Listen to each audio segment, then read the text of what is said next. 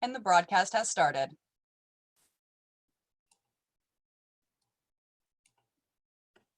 And Rick, I'll turn it over to you. All right, thank you, Annetta. Greetings and welcome to the Groningen Declaration Network Virtual Annual Meeting Part 1 webinar series, Using Innovation to Disrupt, Creating a Sustainable Digital Ecosystem for Learners.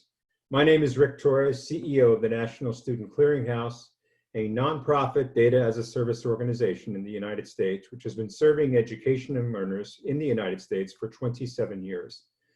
I would like to extend a personal greeting to all webinar attendees and my hope that you, your family, your loved ones, associates are in good health during these unprecedented times. Today's webinar is called Assessing Skills Classifications, the cases of ESCO of the European Union and Credential Engine in the USA. Let us begin with an introductory video from Kathleen Massey, President of the Groningen Declaration Network Executive Board of Directors. Hello, my name is Kathleen Massey, and I'm the new president of the Groningen Declaration Network, and I'd like to welcome you to the GDN's new webinar series. I'm so pleased that you have decided to participate in the GDN by attending today's webinar. Your involvement is critical to the success of the network. The GDN is a global organization that brings together people and organizations who are committed to making it possible and easy for people worldwide to consult and share their authentic educational data with whomever they want, whenever they want, wherever they are. Today you are joining thought leaders from across the world to pave the way for this to be done well, equitably, and by developing trusted networks and using contemporary secure technology. I invite you to continue your involvement in the GDN by attending additional webinars and by joining us at our next annual meeting in Ottawa, Canada in May 2021. I hope you find this live webinar both informative and engaging, and I thank you again for joining us today. Hello. Today, we welcome Jean Kitchens, Chief Technology Services Officer from Credential Engine, and Dimitrios Pikios, ESCO Project Coordinator, European Commission Directorate General for Employment, Social Affairs, and Inclusion. Before kicking off the webinar, a couple of notes and logistical requests. We will have the presenters walk through their presentations. As questions arise, please use the chat function in Zoom to send them to me, Rick Torres. Include to whom you would like to designate the question, Jean or Dimitrios, and then the question. At the end of the presentation portion, I will go through the questions as they are received and direct them to the individual named. I would like to thank the American Association of Collegiate Registrars and Admissions Officers, ACRO, for their technical support of this webinar series. Today, next slide, please. Today's presenters will cover a description of their respective entities, the approach they are taking to solutions, major challenges in their respective areas, technologies at play and their role in the ecosystem, keys to interoperability, and important progress made to date, and the road ahead. So with that, next slide, please, and I'll turn it over to Jean. Thank you, Rick, and good day, everyone. Thank you for joining.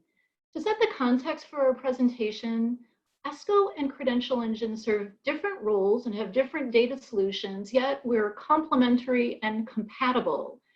What you're seeing here on the slide, the green denotes how very similar we are. And so you see we have a lot of similarities, but ESCO is a mandated infrastructure and a classification system that also includes post-secondary qualifications that are credentials. And Credential Engine provides open infrastructure, so credential, competency, quality assurance, and similar information can be voluntarily published by any type of organization to the credential registry. What we have in common is important. We both modeled our technologies on the semantic web, following World Wide Web Consortium specifications that makes our data linkable and shareable on the web and between systems. So we're both enablers of interoperability and contribute to solving multiple data challenges. And if we go on to the next slide, I am going to talk about Credential Engine, and we can go ahead and go. Credential Engine is a nonprofit. Our mission is to create credential transparency, reveal the credential marketplace, increase literacy, and empower everyone to make more informed decisions about credentials and their value. Our openly available technologies and services include policy and programming, open source technologies, and all of this enabling an open applications marketplace for customized tools. It's also important to note what we do not do. We are not a badging platform. We do not verify personally identifiable information. We do not issue credentials, and we do not verify credentials that are issued to individuals. And if we can go on to the next slide.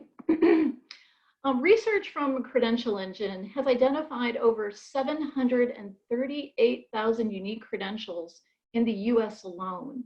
This is across post-secondary, so colleges and universities, alternative learning, all kinds of training providers, including community-based organizations, certification and licensure bodies, secondary or high schools, and employers.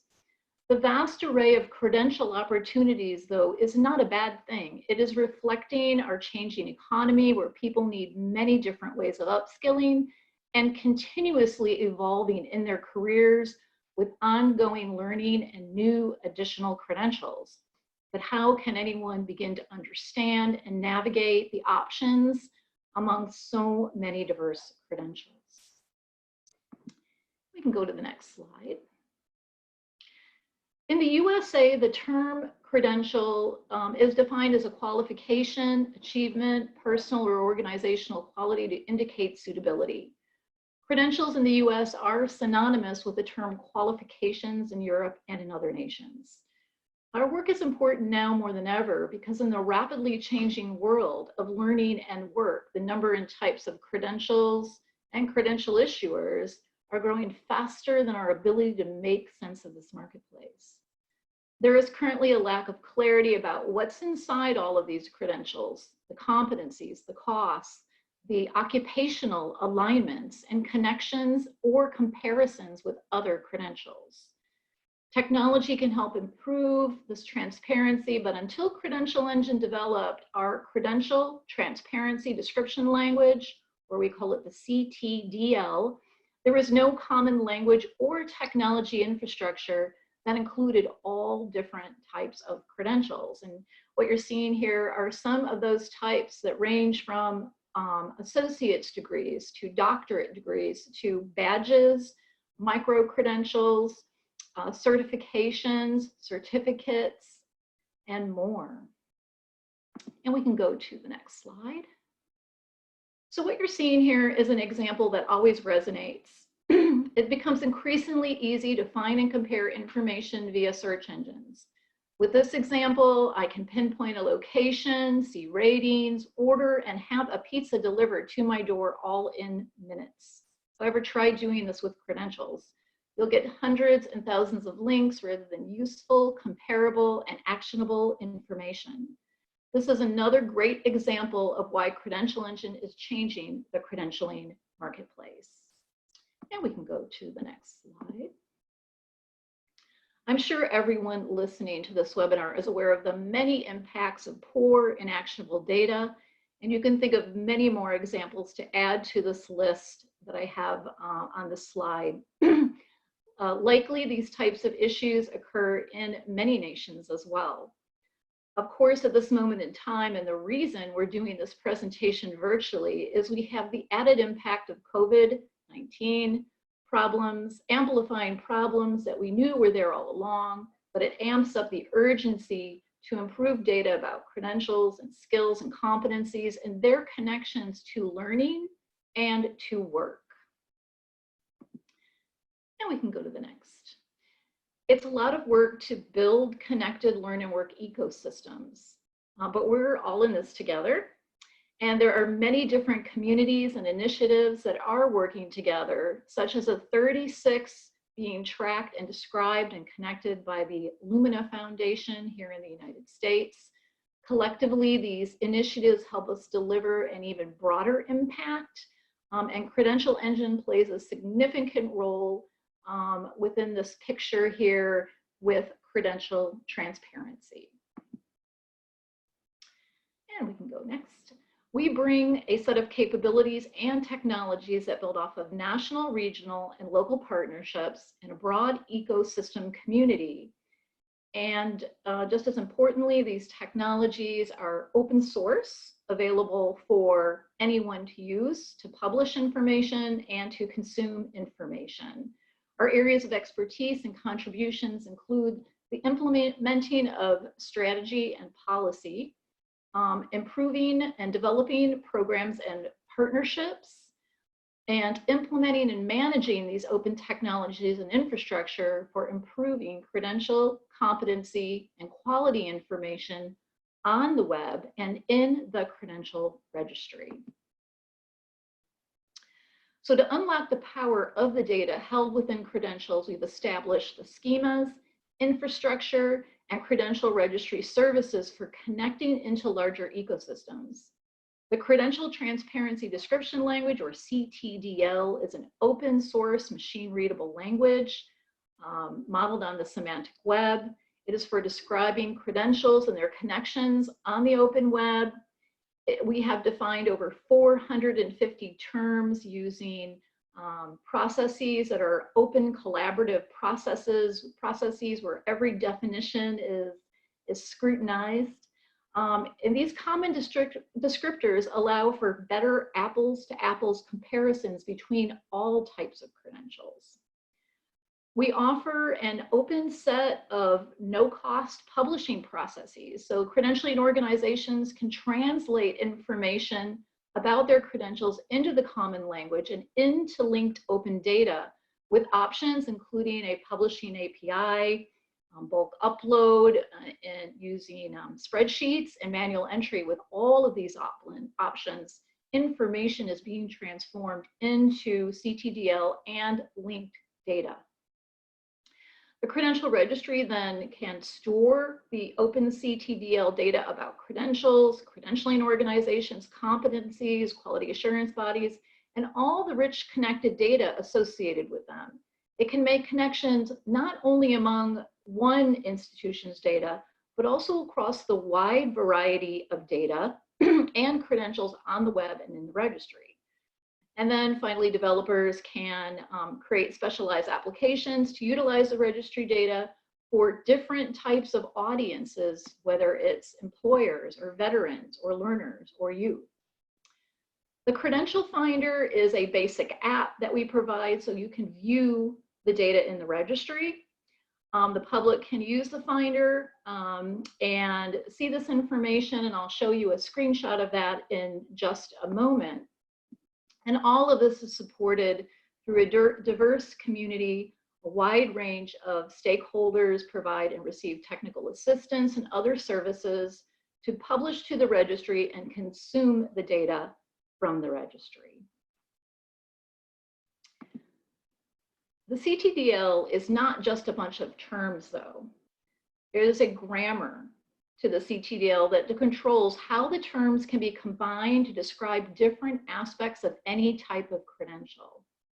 I won't get into all the details, but you can imagine that the connections can be usefully complex in describing many different types of credentials, competencies, and linking between different types of organizations, the programs, courses, assessments, education and career pathways, quality assurance, occupations, and more, and unpacking all those descriptors behind those credentials, making that information transparent and comparable on the web and in the registry. These, you can go to the next slide. These technologies, and we can go one more. Well, the CTDL, which I just explained here, these technologies support numerous use cases that collectively improve information by providing machine and human readable data on the web and in the registry. What they all have in common is a requirement for interoperable data on the web and for system-to-system integration. whether you're aligning competencies to job requirements, issuing interoperable learner or worker records, or sharing transfer value of credentials and competencies for our mobile environment that we're in, the Credential Engine technologies are designed to support these use cases. We can go to the next slide. So here's an example of what the ecosystem looks like. How do stakeholders come together in a learn and work ecosystem? And how can they achieve credential, competency, and employment record transparency together?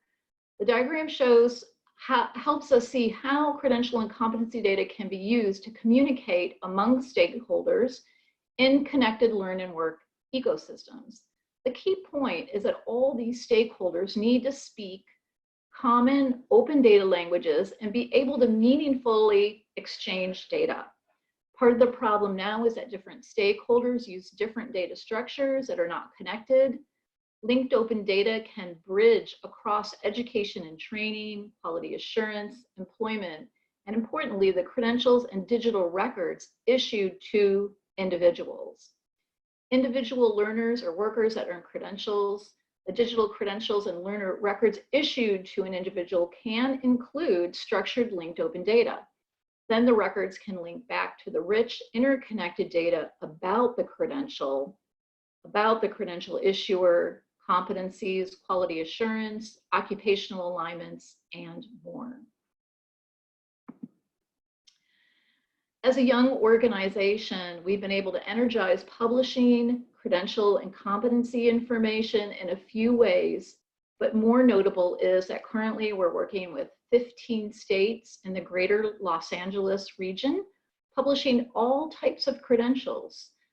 They're responsible for issuing approval to offer or for specialized lists that serve, for example, federally funded or state funded programs.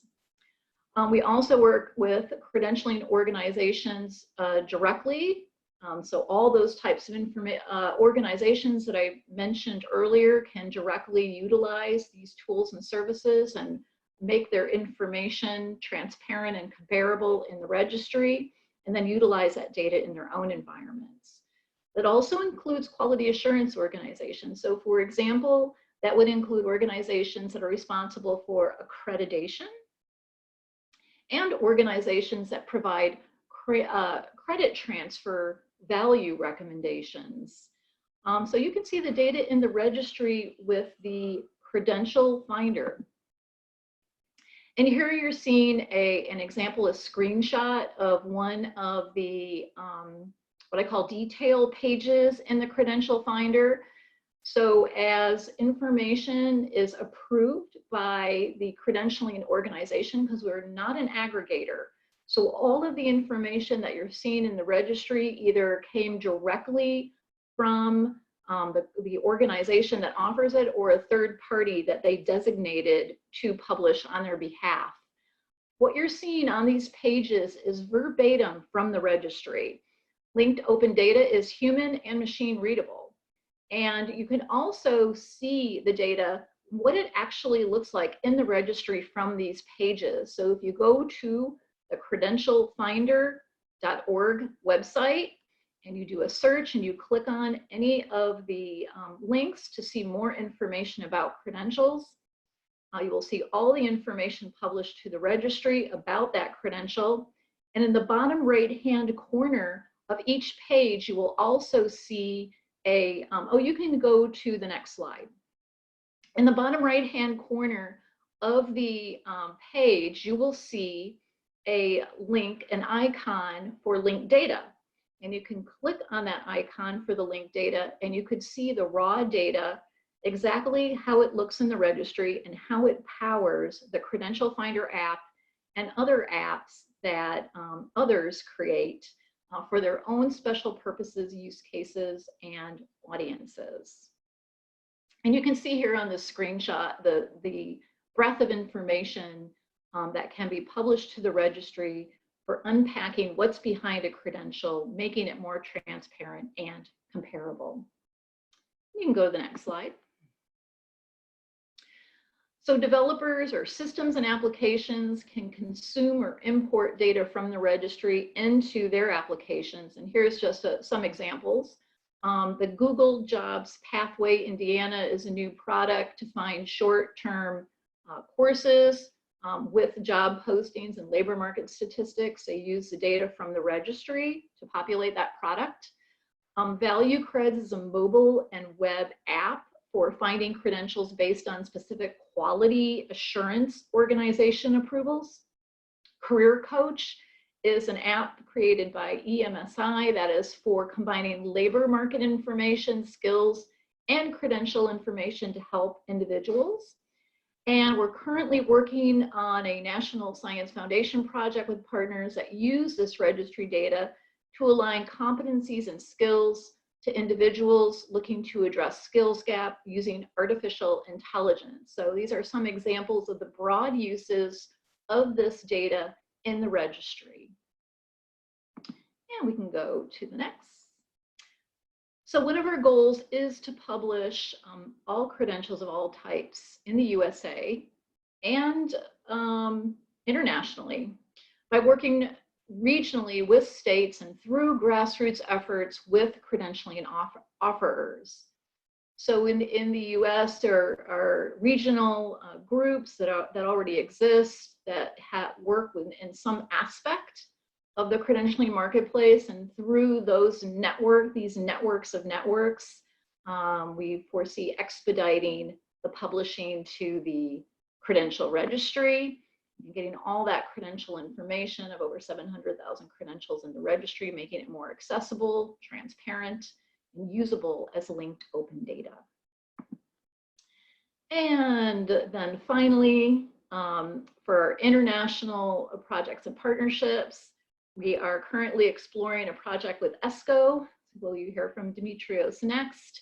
To demonstrate the benefits of linking data.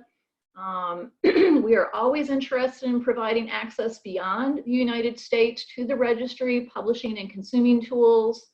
We're offering international partnership exploration opportunities for improving this type of information, for improving transfer value, for example, hiring and other challenges, and partnerships that have significant forward momentum towards a world where credentials, skilled, and competencies are better understood, harmonized, and become a major factor in the education workforce lifelong engagement. So if anyone out there listening is interested in learning more, participating with Credential Engine, I encourage you to contact me after today's webinar. And we can go to the next slide. Our contact information is here, and then we can go on, and I'll pass it over to Dimitrios. Thank you so much, Jean, for your very interesting presentation. Thanks to the organizers for the invitation, and to all the participants that we have with us today. So about ESCO, the European Classification of Skills, Competencies, Qualifications, and Occupations. Today we're going to see together a few information about ESCO. First of all, the policy background on which ESCO is based, why ESCO was created in the first place. Then information about the content, the database of ESCO and its different sub-taxonomies. And then information about the use cases, those implementers that use ESCO, that put ESCO in action.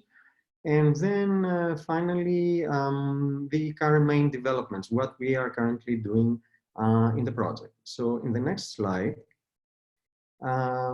the European Union has three main goals in the so-called digital labor market. The first goal is to better link education and training to labor, to make sure that people in Europe have access to the best opportunities that Europe has to offer to them, the best opportunities for working, for career transitions, for learning.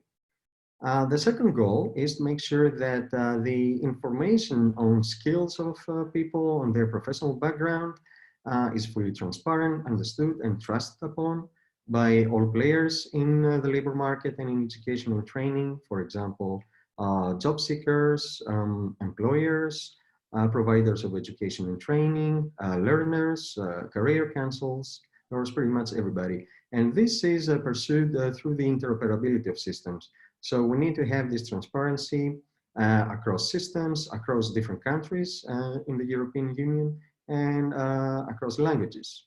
The third goal is to make sure that people have full, open, and fair access to information concerning their skills, their qualifications, jobs that they are going after, trainings that they would like to have. And for all this, we need to avoid the monopolization of data in the digital labor market. And for that reason, European open standards that we have developed, like ESCO, can help to counteract a significant risk, the risk of proprietary standards. The next slide, please. So about ESCO, ESCO has three pillars. The first pillar is the pillar of occupations with around 3,000 occupations there. The second pillar has around 13,500 skills and knowledge concepts.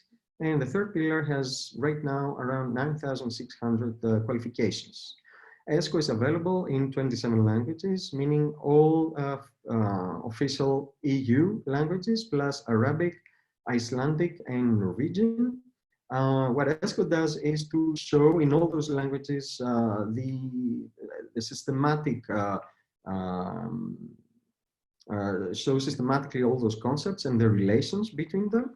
And all this is published as linked open data. Therefore, ESCO is understandable and usable by machines and can be used in all kinds of different algorithms. Next slide, please. So let's have a look now at the content as such with a few screens from the ESCO portal. So first of all, we have the occupations pillar where we follow the ESCO classification, the International Classification of Occupations of the ILO, which has 4 levels, starting from the more general, going down to the more granular. And after those 4 levels, we have added the 5th and sometimes the 6th more granular level of ESCO, ending up with occupations. Next slide, please. So here an example, the occupation of a carpenter. In ESCO, we have a description of what anybody would do when performing this occupation. And then we have alternative labels, meaning possible different names of the same occupation.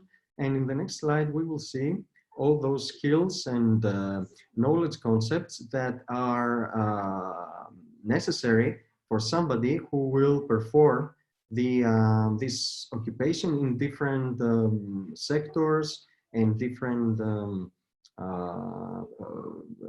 companies, for example. And we see a division of skills and knowledge between essential and optional. In the next slide, we will see about the second pillar of ESCO, the pillar of skills and skills, competencies, and knowledges. Here, we recently published the new hierarchy of the pillar, which consists of 4 sub-hierarchies. The first one for attitudes and values, the second one for knowledge, the third one for languages, and the fourth for skills. In the next slide, we'll see about, first of all, attitudes.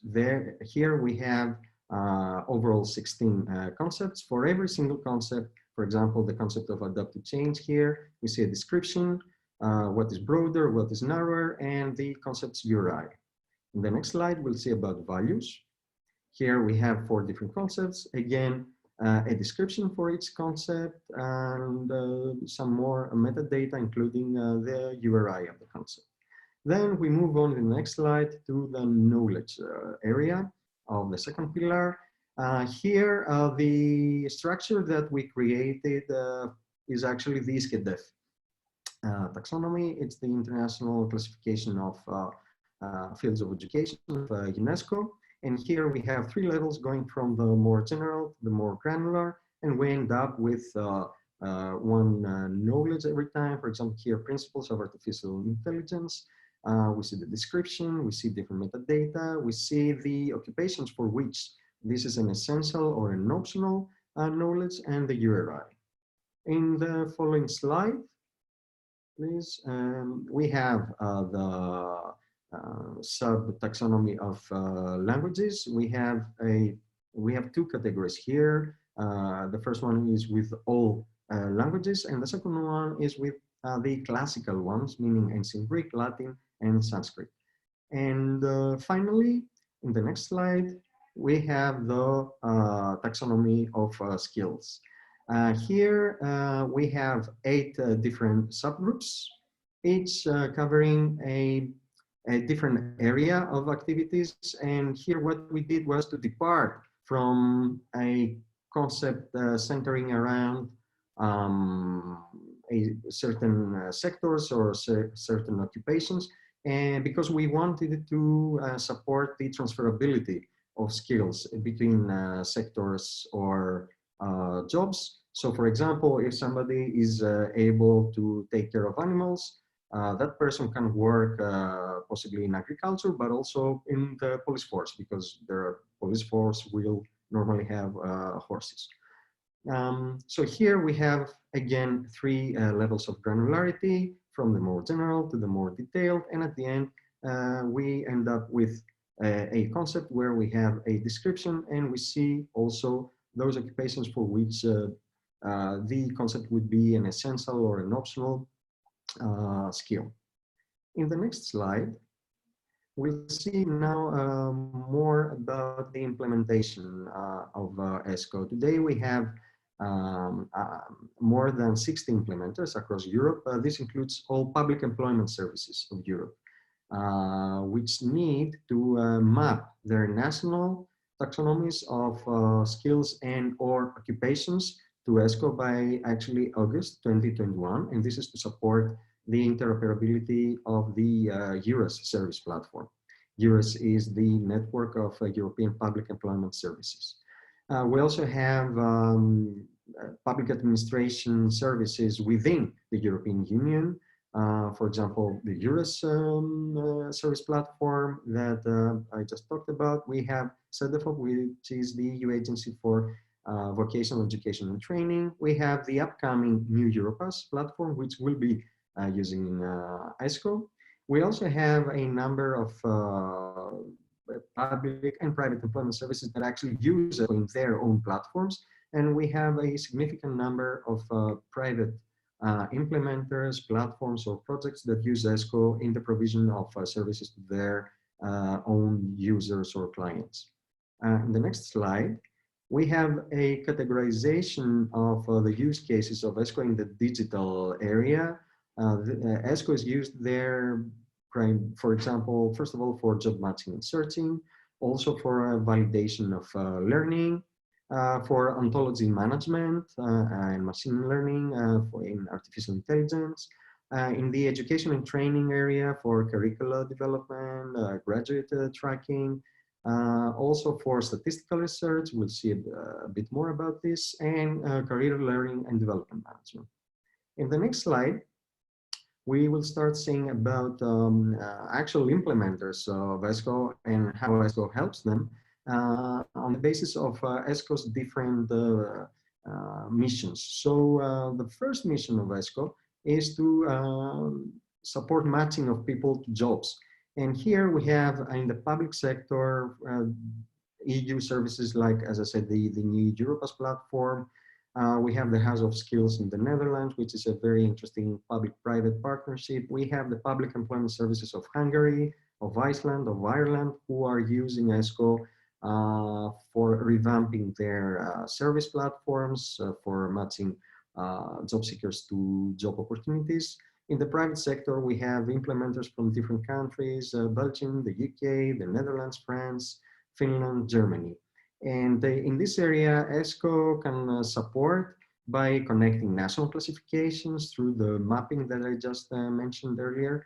Also for suggesting occupations and skills for somebody to create their CV, or for an employer to come up with a job vacancy, for classifying job vacancies in job boards, to improve search results, and for in other ways.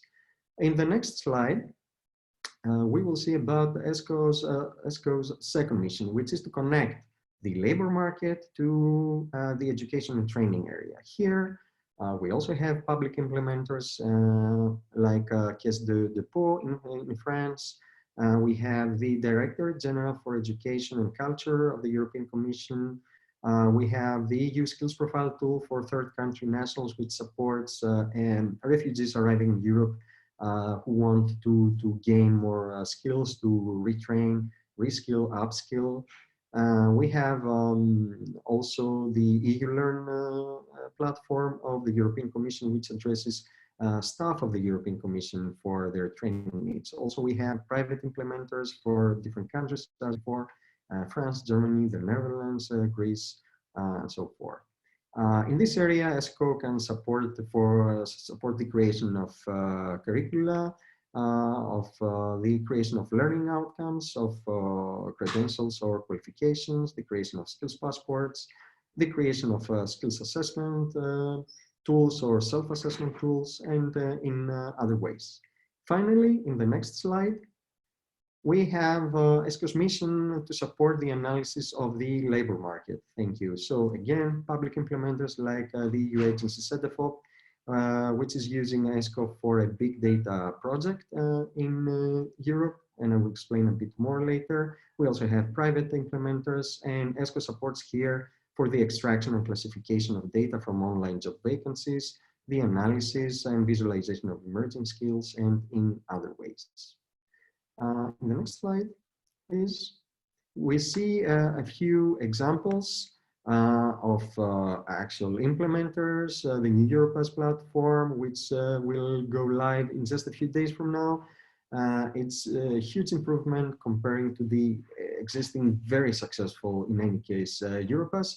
It will be a platform where people will be able to collect skills that they have in their e-portfolio or skills they want to train in, and the Europass system will be using ESCO for this functionality. There is also EURES, the service platform of the network of European public employment services, where ESCO is used for skills-based job matching. In the next slide, we see a few more implementers, like, for example, Boosters in France. This is a company providing services to HR departments of companies who want to do a skills mapping of their organizations for people to reskill or upskill, or for staffing individual projects on the basis of available skills of employees of that organization.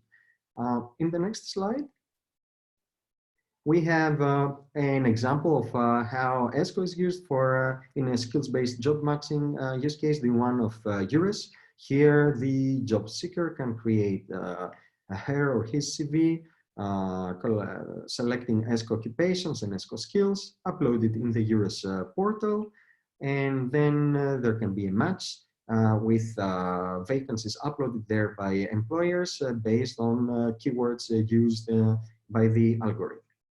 In the next slide, now we see the current main developments in the project. As I said earlier, we just published the new ESCO skills hierarchy on the 8th of May.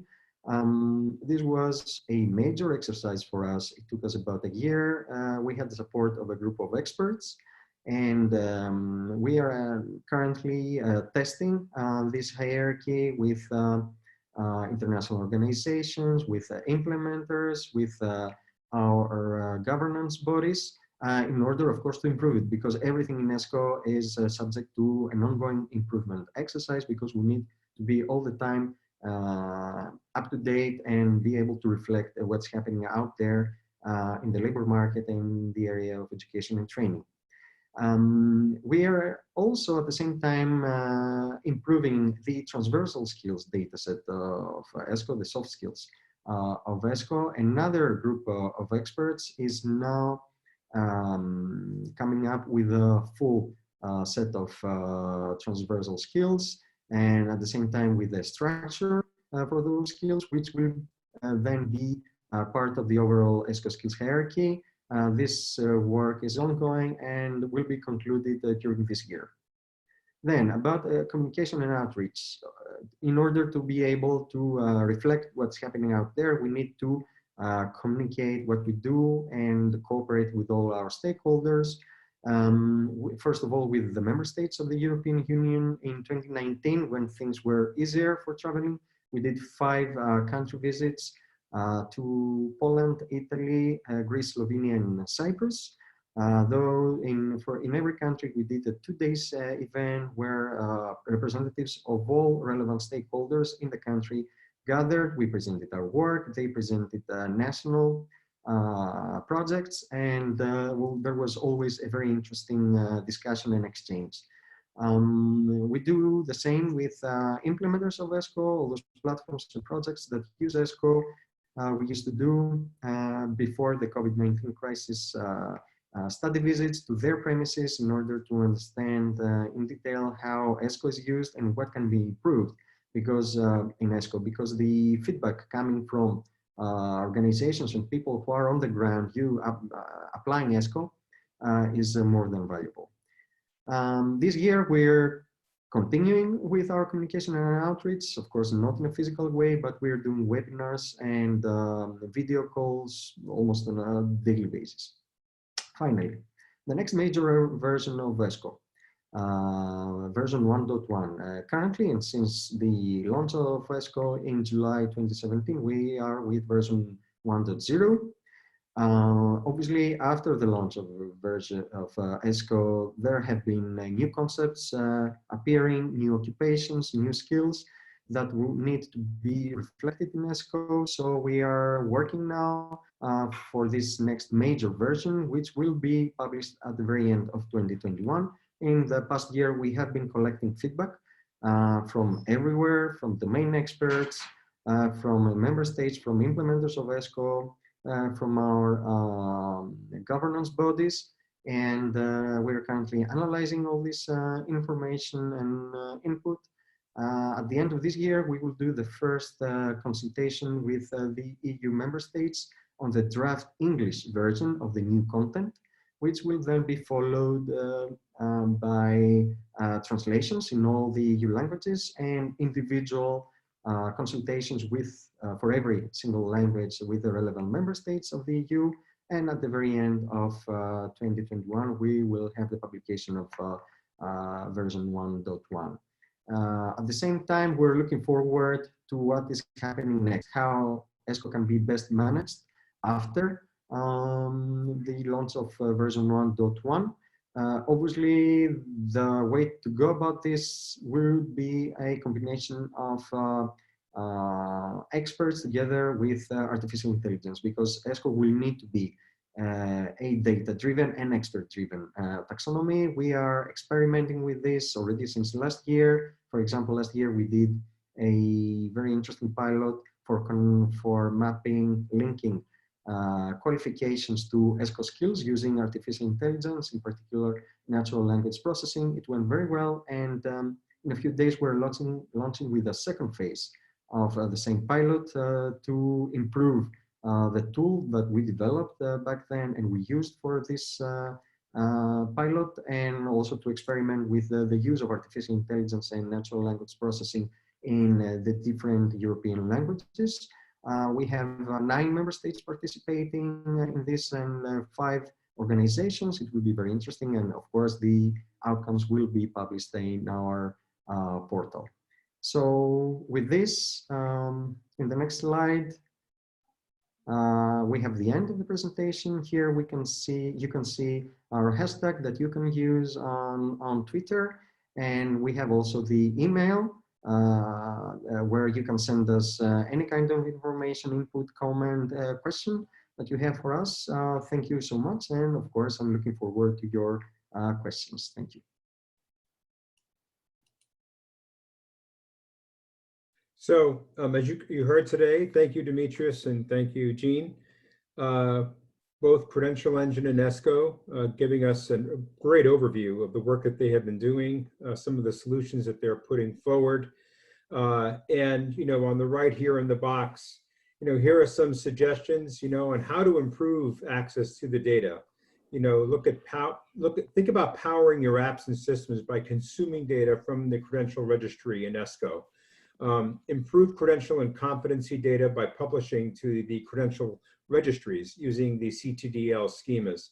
participate with both organizations by joining advisory groups to provide input into the technologies. So with that, we did get a few questions, so I'd like to be able to go to those questions. And the first one, I think, really goes to both of you.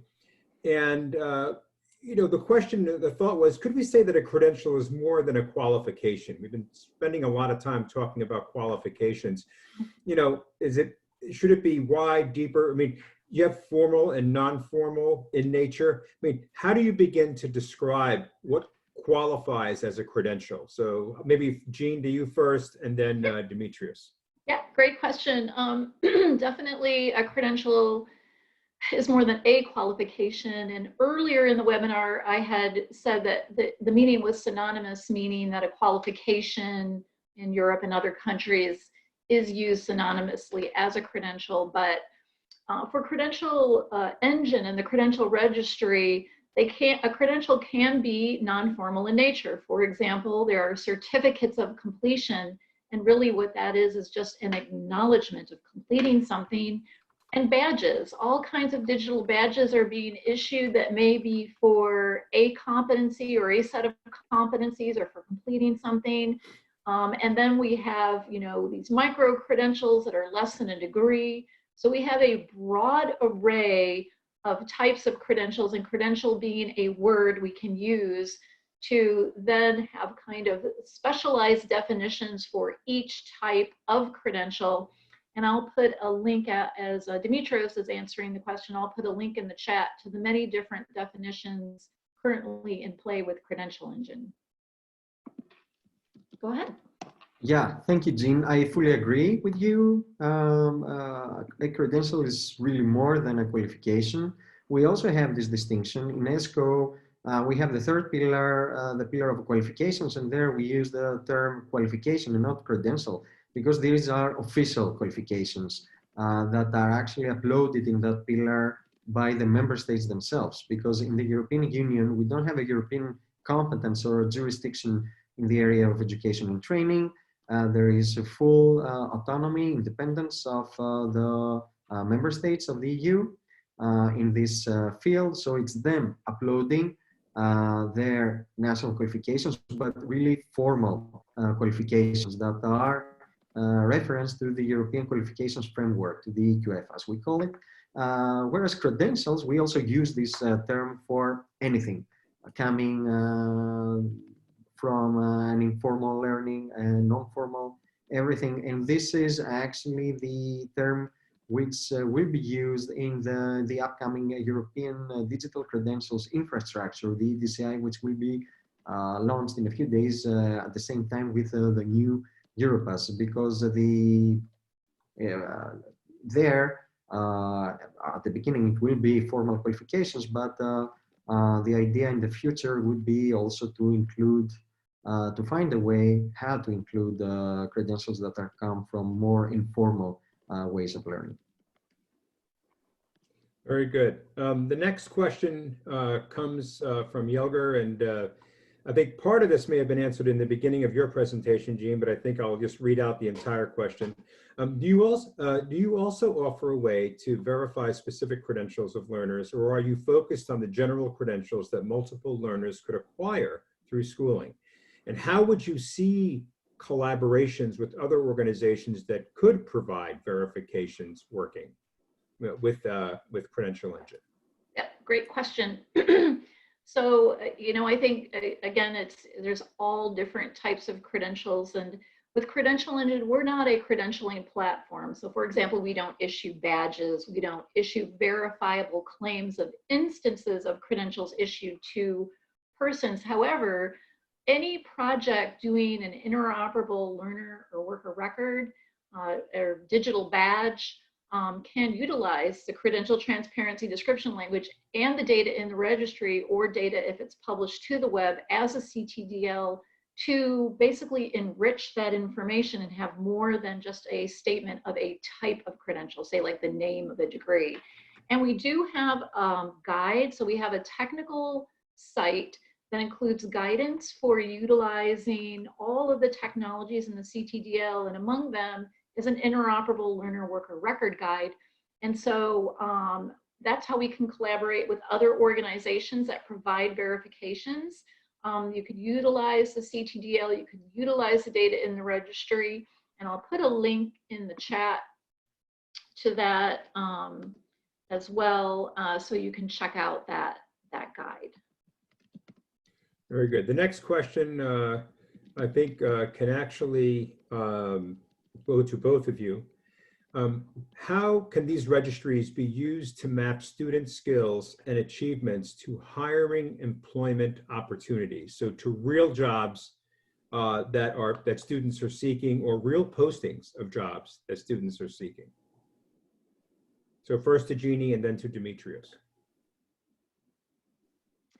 So the thing about, both of the platforms that you heard about today and our use of linked open data, it enables connecting, linking in information regardless of the connection. So whether or not we're talking about a real job opening, whether or not we're talking about a occupation in a classification system, a course, a program, a degree.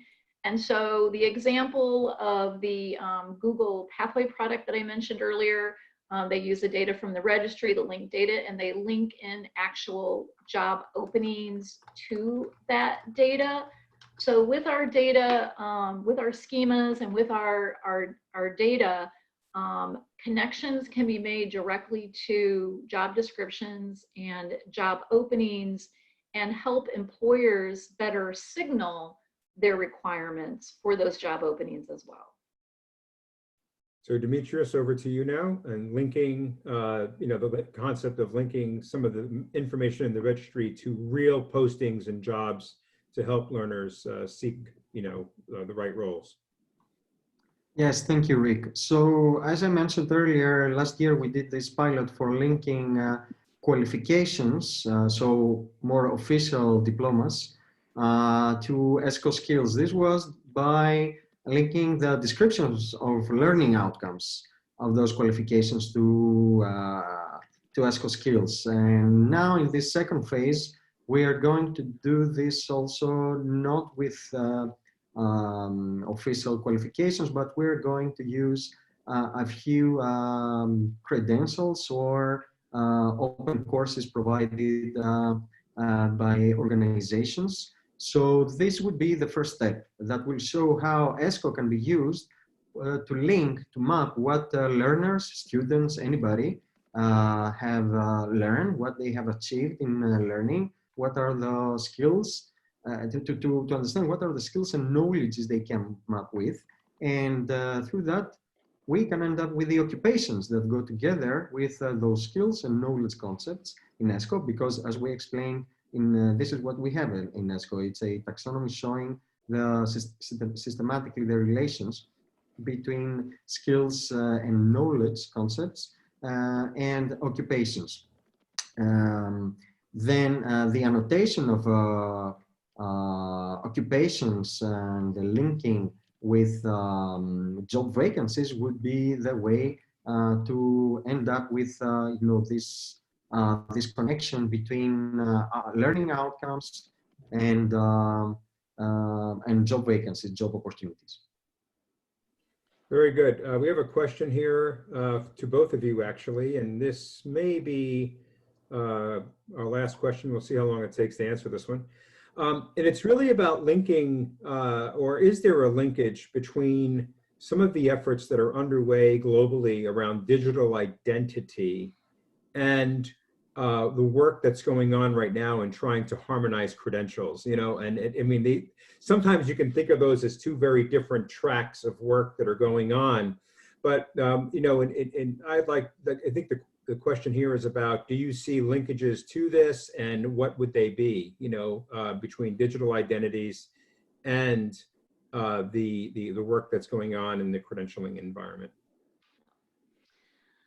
Yeah, there are a number of active World Wide Web Consortium communities that are very active right now, and anybody who's interested in digital identity and their relationship to credentials and things like verifiable claims can join any of those groups.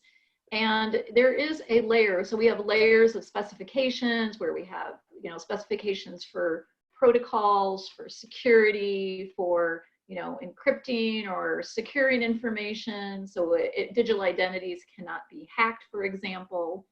But from those digital identities, there's, you know, the layer of the additional information for describing that persona. So I would say that includes interoperable records use cases. And I had put a link in the chat a little bit earlier to our interoperable learner worker guide and how this data can be used with digital identities, if I'm getting that question right, if that's what you meant about digital identities.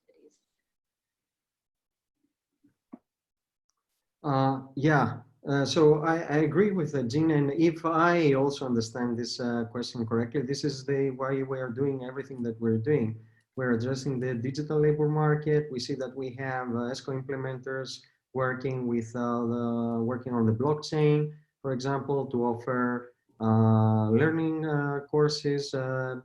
We have open budgets implementations. So there is a lot of activity right now. Obviously, everybody knows that out there, and ESCO is certainly really part of it, because this is in the end the mission of ESCO, to allow interoperability and full transparency in the digital labor market. So the next question really is more of a comment from the two of you.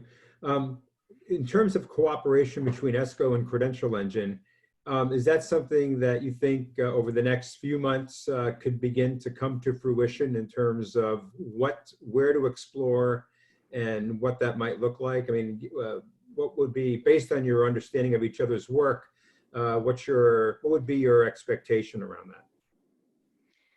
Well, we've been talking to Dimitrios and some of his team members and Credential Engine. We've been talking about a number of ideas and kind of what I call the low-hanging fruit of things to kind of demonstrate how the data can just link together.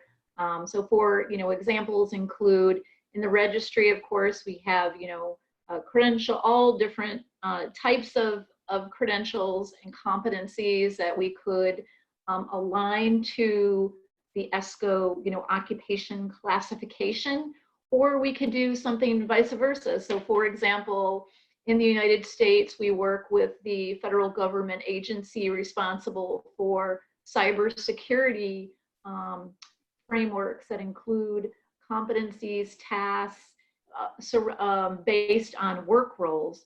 And we could align those to ESCO skills and occupations as well.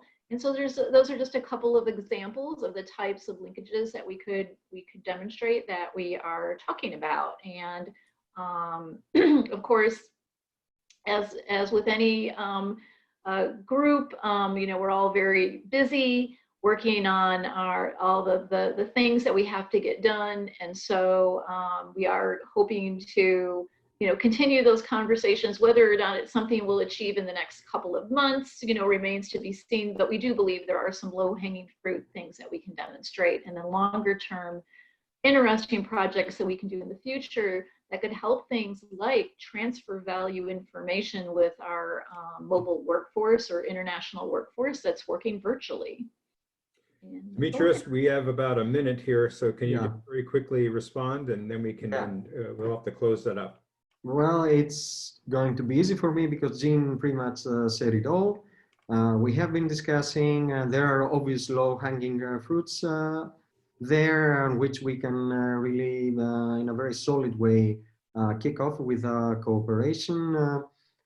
We are very interested in trying to link to the other side of the Atlantic, but not only. We're interested in linking and mapping to everywhere in the world in any case, but obviously USA is really at the top of our interest. There is a lot of complementarity here, obviously, so we're really looking forward. Great, and it's hopefully a year from now in Ottawa, we'll be able to get both of you to provide that update live in Canada. So if you could please advance to the next slide. So this ends our webinar today, and the next webinar will be Leave No Student Behind, Equitable Approaches to Mobility on Thursday, July 3rd, 10 o'clock Eastern, 4 o'clock Brussels time. Look forward to hearing that. And I want to thank Jean and Demetrios for really a great set of discussions today. And thank you for all the participants for joining in. Have a great week and stay healthy. Take care. Thanks all. Bye-bye. Thanks all. Bye-bye. Bye.